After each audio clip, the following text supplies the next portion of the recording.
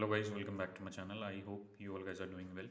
So today we are going to talk about point number 3 rejection. जी हाँ दोस्तों, आज हम बात करने जा रहे हैं पॉइंट नंबर 3 रिजेक्शन के बारे में।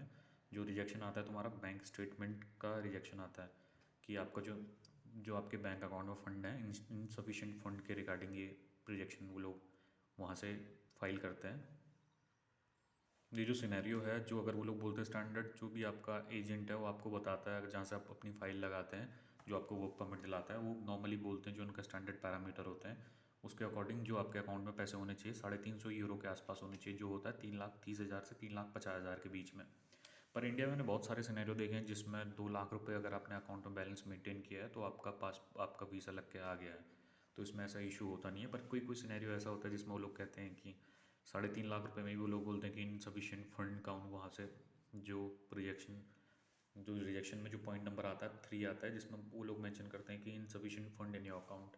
तो इस केस में क्या कर सकते हैं, अगर आपका रिजेक्शन आ जाता है तो 14 दिन के अंदर आप दोबारा फाइल रीअपील कर सकते हैं। उसमें आपको ऐसा करना होगा कि 2.5 टाइम्स आपको अपना फंड शो करना पड़ता है। जैसे अगर आपने अकाउंट में 3 लाख रुपए में मेंशन 3 लाख रुपए शो कर रखे हैं तो आप उसमें 2.5 आप उसको मल्टीप्लाई करके उतना अपना शो कर सकते हैं। जैसे 3 लाख रुपए आपने शो करा है तो उसमें 6.5 लाख रुपए के 6.5 7 लाख के आसपास आप दिखा सकते हैं उसमें। और ऐसा होगा अगर एक बार आपका रिजेक्शन आ जाता है तो फिर आप अपना बैंक सर्टिफिकेट शो कीजिएगा, क्योंकि बैंक स्टेटमेंट तो आप उसी टाइम पे मेंटेन कर नहीं सकते। अगर आपका अगर आपको उस टाइम पे रिजेक्शन आता है तो एकदम से आप बैंक में तो फिर डिपॉजिट करके आप अपना अमाउंट शो नहीं कर सकते हैं, तो आपको भी पता होगा। अगर उस टाइम पे शो करेंगे फिर स्टेटमेंट अगर आप निकालते हैं तो वो लोग कहेंगे कि आपने अमाउंट डिपॉजिट कर रखा है। इसका जो अदर इशू है, इसमें आप क्या कर सकते हैं, अपने बैंक में पैसे डाल सकते हैं। जैसे आप 3 लाख रुपए आपके अकाउंट में है तो 3.5 लाख रुपए आप 3.5 4 लाख रुपए उसके ऊपर आप टॉपअप करके एक बैंक सर्टिफिकेट निकाल लें। बैंक सर्टिफिकेट में आपका ऐसा मेंशन होगा कि आपके अकाउंट में इतना पैसा मेंशन किया है, उसमें ये पता नहीं चलता कि आपने पैसे डिपॉजिट करें हैं। तो आप ऐसा करके 14 दिन बाद दोबारा फाइल कर सकते हैं। फिर उसको आपको वेट करना पड़ेगा।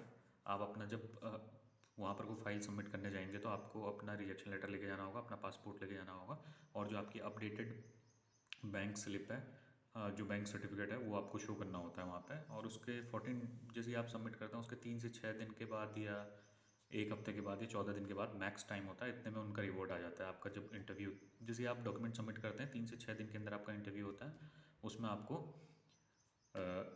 कम से कम एक हफ्ता या 14 दिन के अंदर आपका जो रिज़ल्ट आता है वो लोग वो शो कर देते हैं वहाँ से।